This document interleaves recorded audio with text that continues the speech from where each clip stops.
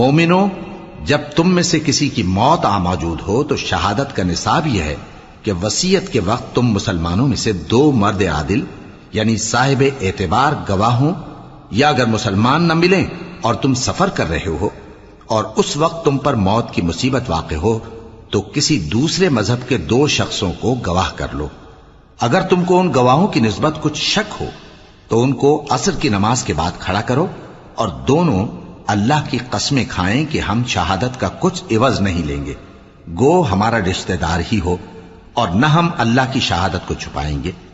अगर ऐसा करेंगे तो गुनाहगार होंगे। फिर अगर मालूम हो जाए कि उन दोनों ने झूठ बोलकर गुनाह हासिल किया तो जिन लोगों का उन्होंने हक मारना चाहा था